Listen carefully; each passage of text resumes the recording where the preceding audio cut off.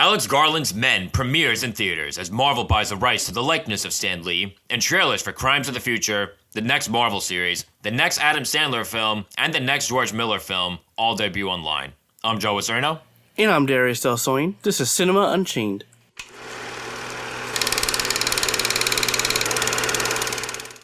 All right, everybody, welcome back to another episode of the one and only Cinema Unchained podcast. Before we get into the trailer for She-Hulk, Attorney at Law, yes, you heard that title correctly, don't forget to like, follow, share, subscribe, and hit the bell to get all notifications for more fun, honest, and engaging talks about film, TV, and other motion picture headlines, whether you're on YouTube or wherever you get your podcasts. Now, before we talk about Stan Lee coming back for future Marvel films, yeah, that's going to be a thing. This past week, the trailer for the next Marvel series, She-Hulk, Attorney at Law, was released. Jennifer Walters is a successful attorney in her 30s, navigating her love and professional lives when she develops the same powers as her cousin, Bruce Banner, a.k.a. the Hulk. Now, since this trailer came out a few days ago, a couple of arguments that I've seen, I've talked about it with some people at work, I've seen some posts online on Instagram, and they argue, and they make an argument that I agree with, about how Marvel is just pumping out so much content in so little time. It's becoming harder to care and really be invested. I feel like the smarter thing for them to do would to just extend things out a bit more over a longer period of time to fix that. And it's crazy. As much as, we know how many years in the future they have everything planned, right?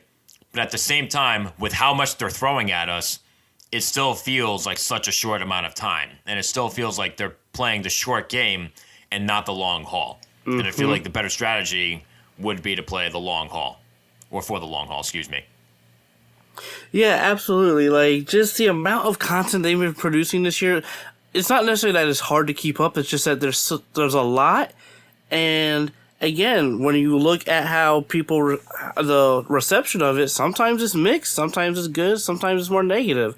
And I don't think that the Marvel footing is there that much or that well this year, in some people's eyes. They're pumping. You had Moon Knight, we're getting She-Hulk, then we had, Loki, in Falcon Winter Soldier, and yes, it didn't feel as if it was back to back, but it was almost every other month or every couple months, and certain shows just didn't fall where they should. Certain finales didn't work well, especially when you look at how just how people generally receive it. And so, looking at this new trailer for She-Hulk, again, I like She-Hulk as a character, but this trailer just doesn't do it for me. Oh my god! Something felt very, and again, we are talking about comic book adaptations and things like that, but I feel like this felt very silly, and especially when we're in a time when there's so many comic book adaptations that are coming out that don't feel that silly or campy or anything like that. And again, the show hasn't come out yet, but the impression that I'm getting from this trailer is that something like this takes comic book adaptations, films, and TV back decades when it's just not really necessary to do so. I forgot this was happening. I remember finding out and thinking, okay, that sounds a little odd. And especially with everything else that Marvel is pumping out right now, this just doesn't feel necessary. I mean, you could go into a bunch of different arguments where it's what defines necessary? What makes something else necessary, to make and everything like that. But this really doesn't feel like it's needed or really essential or anything like that. And like I said, I got a very campy impression from watching this, and not in a good way. Yeah, again, as I was watching this trailer, I was just this just looks, and I remember them talking about this, that they're wanting to go a comedy route with this show. But even then, if that's their interpretation, I didn't find a lot of, again, everyone finds comedy is very subjective. We all find it differently. But for me specifically, as I'm watching the show or the trailer, I didn't think none of the jokes really landed. I just thought it was cringy at best. I think that's a good way to put it. It felt very forced. There were the visual effects just don't do it. She-Hulk looks, I'm sorry. She looks terrible. She looks terrible. I don't know why people how this went through the ranks and everything and said, okay, this looks good, let's put it out. I'm sorry, no, she looks terrible. She looks like a 2005 video game character. It doesn't look good at all. It looks undone, and it kind of reminded me, and I've never seen this film from start to finish, but I've seen bits and pieces here and there. It kind of reminded me of the visual effects in Ang Lee's Hulk film from 2003. That movie's almost 20 years old, and this trailer reminded me of that. That's not a good sign. It's really not. It's not. And Jennifer Walters, her character seems a bit not necessarily out of place, but just I couldn't really relate. Not really relate, but like she just didn't connect with me as I thought she would. She came off as a bit arrogant, I guess, and just annoying. So I'm worried about the show. I think this is the one show that it seems like Marvel isn't as confident as they should be. And you kind of see it with the trailer. I've been hearing nothing but more negative things about this trailer than positive, unfortunately. Which is, again, it's considering it's Marvel. Again, you're not going to hit everything the right way, especially when you're pumping out as many things as Marvel is. You're not going to get it right, but, at the end of the day, this particular series seems to be what it is. And going back to I believe you made the point before, as far as like, how did this get out there with the way that this looks, right? Yeah. And I don't think it has to do with the way it looks, and it has to do with the way it feels too, like how unengaging this seems to be. Marvel has a massive fan base. The Marvel Cinematic Universe has a massive automatic fan base, and they're rabid for the MCU content. So they will automatically watch anything that the Marvel Cinematic Universe puts out there. Yep. However good it is or not. So again, from a business point of view, like, okay, if I'm going to get the same return, or at least a very similar return, doing more or doing less, they're going to do less. Because the fan base of the Marvel Cinematic Universe isn't as demanding, because again, they're just so obsessive, they're just such big fanatics about everything that's being pumped out there that they'll watch whatever. Yeah, this actually might be the one show I'm actually going to skip. I might skip this show, because it didn't seem interesting. It didn't seem and the character was annoying. Hulk is staying the way he is, which I don't like. Again, there's a lot of things I didn't like about the trailer that I'm just heavily turned off to the point where I don't even think I'm going to watch the show. The one MCU show I might not watch. Yeah, I'm not exactly looking forward to this side. The only thing I think about the show, is at least interesting, is Tim Roth as Abomination, and that's pretty much it. Because I like him as an actor. He's a solid actor, and that's it. But, even the Incredible Hulk film that came out in 2008, right after Iron Man, I don't remember that movie too much, so I don't necessarily remember, how well Tim Roth did in the role as Abomination, because it was such a long time ago that I watched it. But I do like him as an actor. Okay. So if he was good, then, all right, fine. This show has that going for it. But at the end of the day, the show, so far, again, we are just looking at a trailer right now. It just does not seem to have so much going for it. Unless with such a massive backlash to how She-Hulk looks in the visual effects department, we get another Sonic the Hedgehog where oh no, everyone responded so harshly to that. They delayed it just to work on the VFX, and then they released it. Unless we get that. I don't know if that's happening, because I feel like, again, Disney and Marvel are just so big that, again, if they don't have to put in as much effort to get the return that they're looking for, or at least some sort of return, they're probably not going to.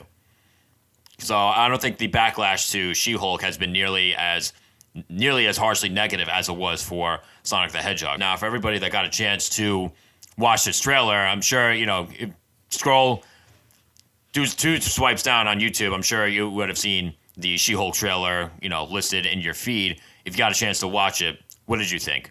Are Darius and I being too harsh? Do you think we're right on the money here? What are your thoughts? Leave them wherever it is that you can. And now, keeping things with Marvel. According to The Hollywood Reporter, Marvel signed a 20-year deal with Genius Brands International and POW Entertainment joint venture Stan Lee Universe. This gives Marvel the right to Stan Lee's likeness for future films, series, and other experiences. So Marvel could essentially bring back Stan Lee from the dead for future Marvel Cinematic film cameos. Stan Lee passed away at the age of 95 in 2018. And Darius, when you and I were talking about topics for today's show, and you mentioned this, I couldn't believe this when you told me. Yep. Could not believe this when you told me, because I don't agree with this at all. I just really don't like this at all. I feel like it cheapens the life and legacy of a man, of Stan Lee, and I just really don't like this. Yeah, I'm in a similar boat. When I heard about this, I felt disgusted that they would do something like this, and I was like, this is so disgusting. This is just disrespectful, and it's like you're using the man who co-created the Marvel Universe, had a hand in this, had a hand in pushing comic book superhero films as well, because he was he was pushing for that when around the 90s of making comic book films, and now you're doing this, and he passed away, and I think he passed away with a great movie around him called Into the Spider-Verse that really helped into what Spider-Man is, what it represents, and for them to just have like, yeah, now we own the likeness and we can use him in future movies. Like, no, let him rest. Let his cameos meant something, and now that they're gone, and I'm happy. And honestly, having not seen a cameo, I'm actually happy I haven't seen a cameo. It's like I missed it, but I'm happy because it's like it's him. That's what he does, and he's gone, and we should just let him rest. And hearing that they did this, I'm furthermore disgusted and disheartened by this, because it's like, let the man rest. Don't, because now it's just like it feels as if there's gonna be a part of the fan base that's gonna be like, you're just shitting on him now and capitalizing off of him. You're using him as a prop. Yeah, exactly, for nothing. When it's like he meant something to a lot of people, including Kevin Feige as well. So it's just like this. I don't like this at all. This is I find it very disrespectful, very just disgusting across the board. Yeah, it'd be I just feel like sometimes using CGI to bring back certain people has worked because certain things felt like they were finished or weren't finished yet. So for example, using CGI for Princess Leia in the new Star Wars trilogy. Okay, so what you want about the new trilogy or the sequel trilogy, but her story with how they started the sequel trilogy wasn't done yet, and then she passed away, unfortunately. So they had using that to bring her back to wrap up the story.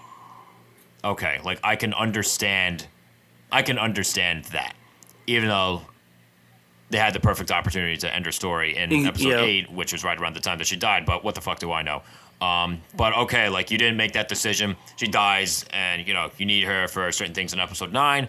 Okay, that I understand. But Stan Lee, his story was done. Yeah. He did, he made an impact. Things were done with him. He did what he, I guess needed to do. It's not necessary to keep bringing him back. It's not. And like I said, it's doing this turns him into a prop, which, is not what the man deserves. Like you said, let the man rest is what he deserves. Look at how much he achieved and accomplished and how much he meant to a lot of people. Let it be. That great, I believe, Robert Frost line, nothing gold can stay. Yep, and the MCU is a prime example of a bunch of his work too. A lot of these characters he created, and look at how successful the MCU is. So unfortunately, it is what it is. It's disgusting. It's disheartening. Let's hope they don't abuse it, but I have a feeling they will. They're going to. Exactly. They're going to. They're absolutely going to. They can milk something for all it's worth. They're going to. So, it's what it is at this point. For everybody, what do you think of Stan Lee, quote, coming back for future Marvel films? Are you in the same boat as we are? Do you think it'd be a great way to keep his, quote, spirit alive? Leave your thoughts wherever it is that you can.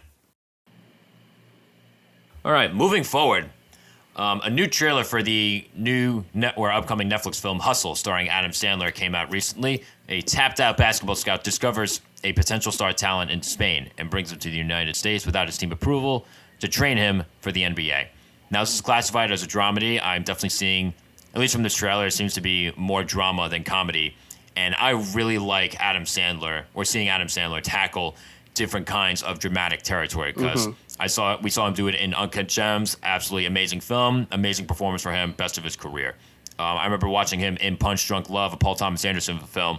And as much as I like Paul Thomas Anderson as a filmmaker, I was not crazy about Punch Drunk Love, but he was the only thing that kept that movie afloat for me personally.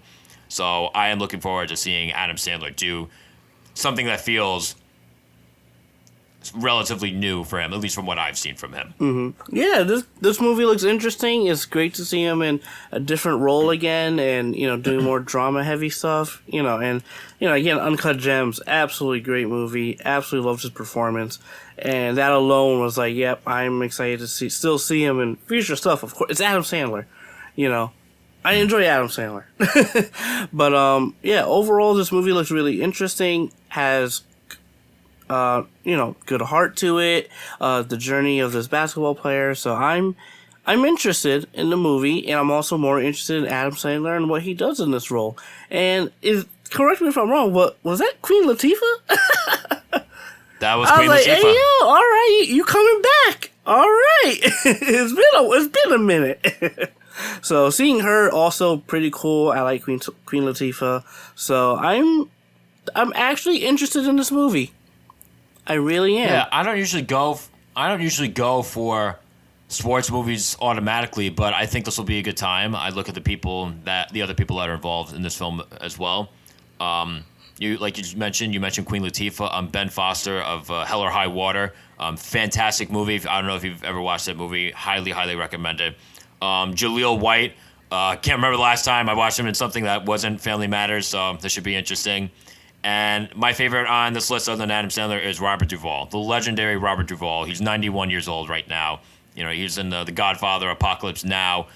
Amazing, amazing actor, and he's in this film too. So I'm looking forward to see the element that he brings to. And funny enough, I never imagined Adam Sandler and Robert Duvall working together. So I'm curious to see how the two of them play off each other. So this is going to be really, really interesting. Yep, for sure. Like I said, this definitely seems interesting. So, yeah, I'm glad this is going on Netflix. Though I'm not sure if I'd see it in theaters, but I'm still confident I'll enjoy this one either way. Again, mainly because of Adam Sandler's charisma. The story of balancing struggling work life and family life. Because I feel like the story you hear all the time is that this person's so great at his or her job, but the family, they're not where they should be with that. But I feel like with this, his family life is struggling and his work life is struggling. So it's just like a double whammy across the board. So I'm sure that's been done before, but that's just something I noticed about this one that I'm looking forward to seeing. So this goes on Netflix and in select theaters on June 8th. For everybody that got a chance to watch this, what do you think of, this new film Hustle? Are you looking forward to seeing Adam Sandler do something a bit different than what he usually does? Do you think he's surrounded by a good cast? Leave your thoughts wherever it is that you can. Before we talk about the trailer for Crimes of the Future, don't forget to like, follow, share, subscribe, and hit the bell to get all notifications for more fun, honest, and engaging talks about film, TV, and other motion picture headlines, whether you're on YouTube or wherever you get your podcasts. Before we talk about the trailer for the next George Miller film, Crimes of the Future, that trailer was a thing that happened on the internet this past week. A performance artist displays the transformation of his organs in his exhibitions. Now, one of the things that stood out to me the most is what appears to be the mix between body horror and art house. This movie seems to be both of those things to the max. And this strikes me as one of those movies that I'm not going to want to see after eating something heavy for dinner. Yeah, this trailer looks freaky. This looks up my alley. I'm actually excited for it because it looks so... It's that type of movie, especially when it comes to horror, that I've been really interested in. And I've been wanting to see someone tackle it in a really intricate and different way. And the closest thing I remember a film called Lucy, where they tried to tackle human evolution, but more as in the DNA strands, and she can manipulate her color of her eyes and that sort of thing. And that intrigued me. But at the same time, it's they could have went further. Now, despite the movie having its issues, not, but for this, the idea of just these body augmentations and almost trying to act as if it's the next human evolution and new organs. Like, this feels so, like, sci-fi and horror and thrilling, and I'm just like, yeah, I want to see this in the theater. I want to see this in the theater. This feels freaky. Like you said, this feels very freaky. You know, there seems to be a very strange world that's created here. This is directed and written by David Cronenberg. You know, this is the same director who gave us Eastern Promises, A Dangerous Method. And after watching this trailer, I can't help but wonder if he's okay. Like, is David Cronenberg okay? Who really knows for sure? This also stars Viggo Mortensen of Captain Fantastic, Green Book, and my personal favorite, the Lord of the Rings trilogy. And he also worked with Cronenberg on Eastern Promises and A Dangerous Method. So I like seeing that. I like it when directors work with certain actors and actresses over and over again. I like seeing that sort of collaboration build and thrive. Yeah, absolutely. Like I said, this film looks freaky. I'm interested. It's matching my freaky brain in a sense of like just ideas, and it looks interesting enough to the point where I'm just like, yeah, this is up my alley. I need to see this. I want to see this very much. I can't say I don't want to see it. I'm not looking forward to seeing it. I don't know if it just feels a little bit too strange for me. Understandable. But, you know, it's strange to say the least. But like I said, I don't think it'll be bad. I definitely don't think it'll be bad. I don't know if it'll be quite up my alley. But I feel like this movie could potentially be very polarizing. Oh, absolutely, for sure. Especially with body augmentation and human evolution, and you know the moral compass of that, and etc. Like that's what intrigues me about the film, actually. So that's why I'm. I think it's more of the imagery too that could prove to be a bit too strange for certain people. Yeah, which is understandable. Like I said, all understandable. But I know for me, I'm looking forward to it. So. All right, so this goes in theaters June 2nd, and you know, what did you all think of the trailer for Crimes of the Future? Is it too freaky to the point where you're not going to see it? Is it freaky enough that, you know, that will make you want to go see it? Leave your thoughts wherever it is that you can. All right, before we cap off the show with our review of Men, the trailer for the next George Miller film, 3,000 Years of Longing, was released online this past week. A scholar goes on an unimaginable adventure when she encounters a djinn, hope I'm saying that correctly, who offers her 3 wishes in exchange for his freedom. Like I mentioned, this is directed and written by the one and only George Miller, who gave us Mad Max Fury Road and Happy Feet. And the stars Tilda Swinton and Idris Elba. Now, I remember when I mentioned this film as one of my most anticipated films of the summer last episode, I said, like, oh, how are they going to make this different from Aladdin? Right? Ooh. Yeah, they've oh, done yes. that. They've already done that. They've already done that. This is not looking like the Aladdin knockoff like I originally thought possible. And this is another one, like Crimes of the Future. This just looks freaky beyond belief. And it feels very odd that something like this is coming from a man in his 70s. So. Yeah. It's going to be a trip. And I remember when you mentioned it, and I was like, man, I haven't seen the trailer. And all of a sudden the trailer drops. I'm like, all right, this is the film Joe was talking about. It seems interesting from what he explained it, and I watched the trailer, and I was like, okay, I'm in. So, George Miller, absolutely love Mad Max Fury Road, love that movie. So, I'm really excited to see, but I'm also more interested and excited to see how he directs Idris Elba. Because Idris Elba has worked with a lot of different directors, and having him and George Miller, I think that will be something interesting, and I think George Miller can do something really interesting and different with Idris Elba compared to, Idris's other works. So I'm actually pretty excited to see how that dynamic works and, the direction and what Idris Elba takes with his character as well as the genie, because the genie seems pretty... He seems pretty freaky too, in my opinion.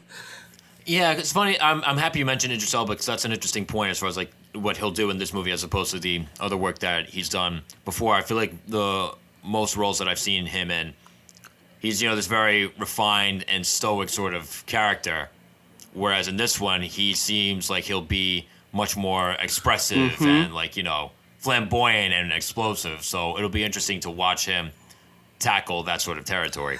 Yep, exactly. Which is why we're so excited and interested in like Idris Elba's part in this movie, because it was just like it was odd to see him act in that way.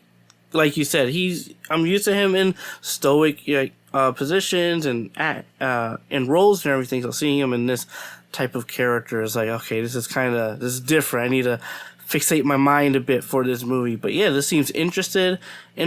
George Miller seems like he's got a very crazy mind of his, especially with this film. Tilda Swinton looks great. I'm really interested to see the dynamic between her and Idris Elba as well. So there's a lot of things going for it that I'm pretty interested and excited for. Yeah, and something else I noticed too, this seems to have like the same expressive color palette as Mad Max Fury Road.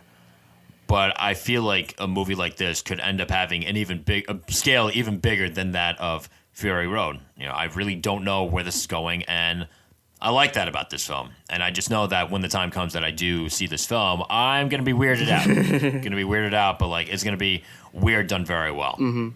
Yep, exactly. So I'm excited officially. Joe, you got me hooked onto this movie now, so I'm excited to see it.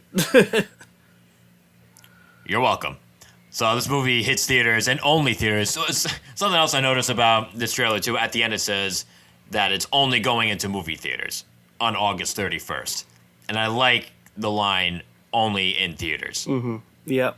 Because again, like that idea of like going back more and more to the theaters and everything, like, you know, transitioning out of the streaming only releases, going back to the movie theaters, and just like bringing back movie theaters bigger and better than they had been over like the last couple of years or so. I really do like that. That really makes me very happy. So for everybody that got a chance to watch this, you know, whatever it is that you thought, I don't understand. I don't know how you could watch something like this and not have any thoughts whatsoever. So if you did, leave them wherever it is that you can. And now to end off the show, we're going to be reviewing the new film Men. After the recent suicide of her husband, a woman takes a solo vacation trip to the English countryside where she's haunted by the, guess what, men in the local village. This stars Jesse Buckley and Rory Kinnear and is directed and written by Alex Garland, who also gave us Ex Machina and Annihilation. Now, I remember when the credits first rolled, the first thing that I thought of was, what the fuck did I watch? What did I just watch? I remember walking out of the theater, and I literally said out loud to the lady handing out, like, you know, those surveys. Like, you know, every now and then when you go to the movies, like, you know, there's someone standing out there with, like, those little cards with, like, surveys. Like, you know, you fold over certain sides of the card to show how much you like the movie, what you thought, and everything like that. I remember, like, talking to the lady outside. I'm like, here, I'm going to hand you my survey. I'm going to go see if I can find a therapist in the bathroom. Because it was... This movie. It really made me wonder what was going on in Alex Garland's mind while making this. You know, I mean... I can just imagine this on set right now. Like, okay, director Alex, you sure you want to do things this way for this movie? Yep, let's do it. Let's go. Let's roll. For those of you that didn't quite get that joke, that was a snorting cocaine joke. That was not my sinuses, because yes, I am suggesting that he could have been on drugs.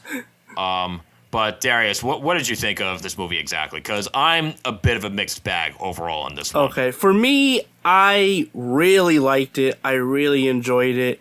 To me, this definitely felt like an Alex Garland film. And I liked the themes he was playing at, because I think one of the aspects I love about his films was that normally he takes themes and he takes these ideas and he implements it in the films in a way where you don't have a clear answer after viewing it.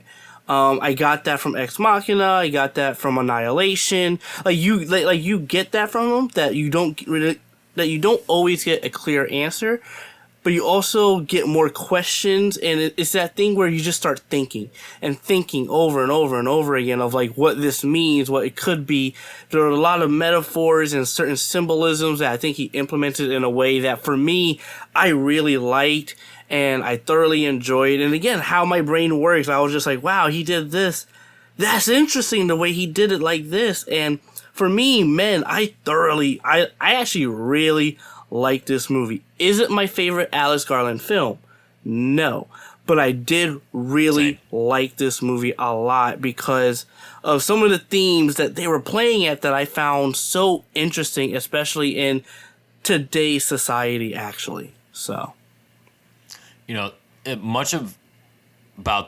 lot of things about this film that is still very confusing to me. There are certain thematic elements, talks about misogyny and survivor's guilt, and I feel like those themes were done in a way that wasn't forced.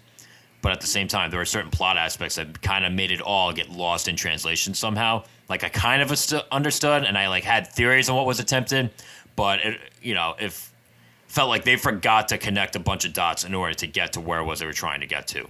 Like certain things I got, but most of the things I'm still like, all right, what's going on here? What happened here?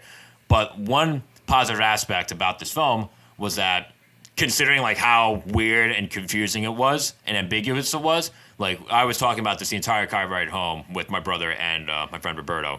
They endured this movie with me. Yeah, like I said, this movie, and again, the first thing that actually went to my mind after I saw it was the yin and yang. And really a mixture of masculinity and femininity. And how maybe it correlates and how it's both destructive and non-destructive in their own unique ways. And you see that from the men in the town that she was in. You see almost the different aspects of man, and then even some of the aspects of being a woman, or certain aspects of seductiveness and sultry and this and that and the other, and how it all plays and correlates into this idea of grief, and how this grief that she's going through may not be as in this mentality of just I'm nothing at fault or whatever. And again, this isn't me saying to all the women out there listening that this is how I think. No, but this is just how the movie presented itself when it came to some of the features of masculinity and femininity, and not in a way of toxic masculinity, but more as in the pros and cons of both aspects, and how it can be manipulated and twisted in certain ways that may be very unhealthy as well in a relationship, and because of what happens in the movie in her case. So again, there is a lot going for it. I do agree it kind of got lost in itself, especially in the middle, but I also liked how he used visual effects with the faces of some of these characters, and how it's and how that kind of helped propel the story or the themes and ideas as he was trying to get out in this film. Again, Alex Garland, how I've always seen him was that in his movies was that there isn't a clear answer at the end. It's always open-ended, and you always it makes you think a bit more. I always got that from Ex Machina, Annihilation, and this one felt very much the same, and especially in the third act where things get freaky, and things got freaky in the third act.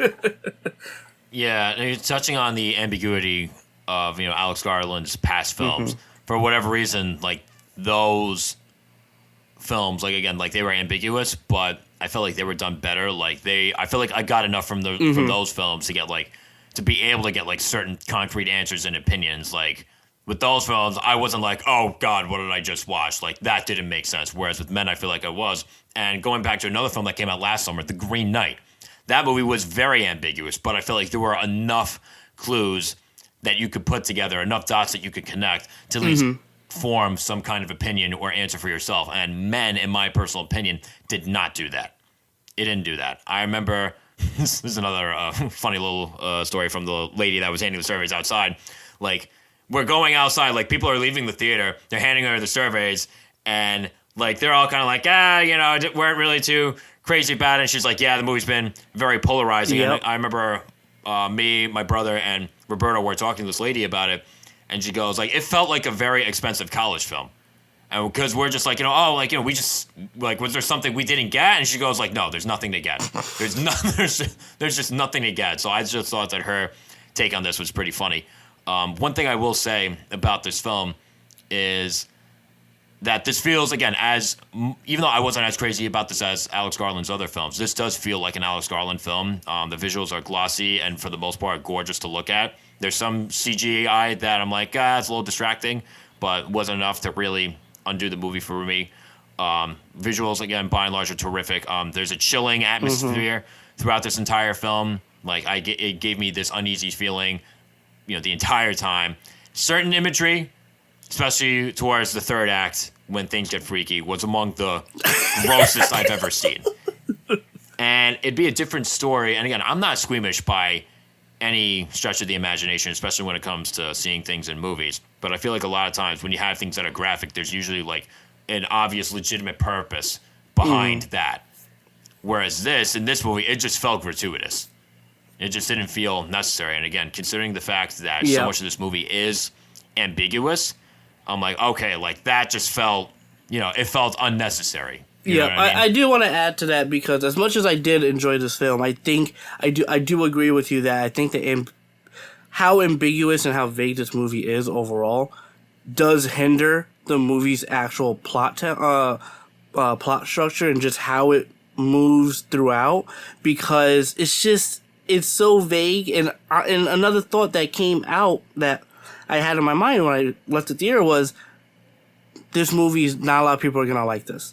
And I had a feeling not a lot of people are going to like this. It's going to be a very polarizing movie, especially with some of the themes I think he was trying to express. Again, this is all about, I think this might be this might be that. Yes, there is. I like the idea of movies giving us the idea of conversation afterwards and maybe conversations years to come, that sort of thing.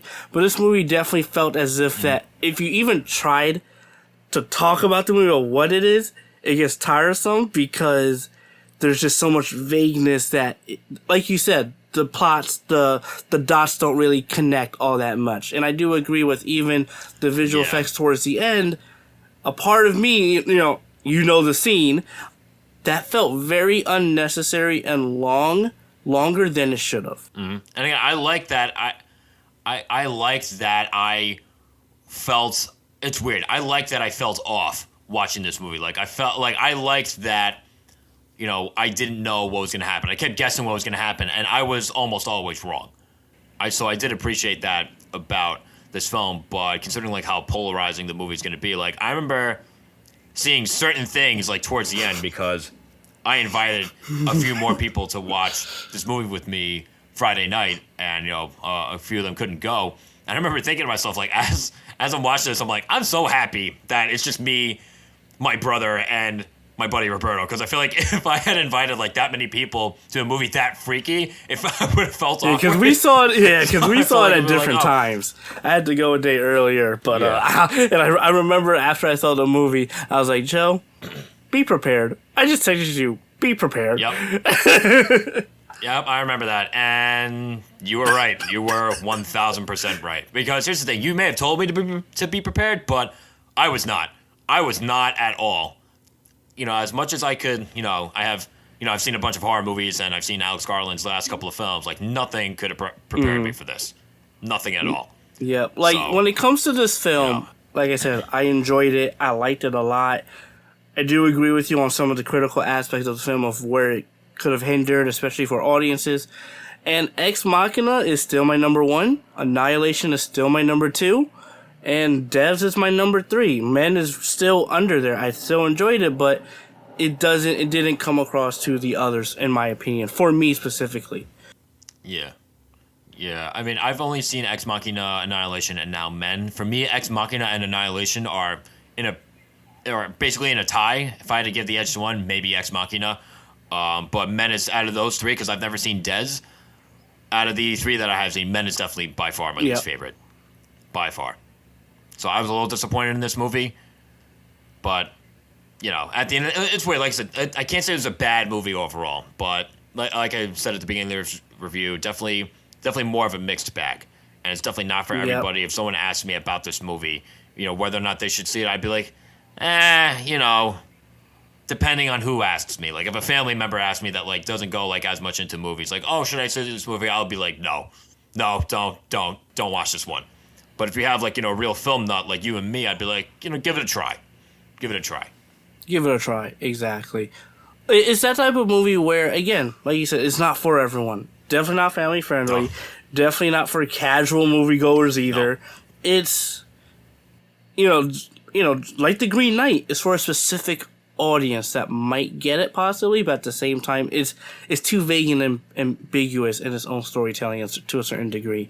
But it's definitely not for everyone. I can definitely see this being the least favorable of Alex Garland's films for sure.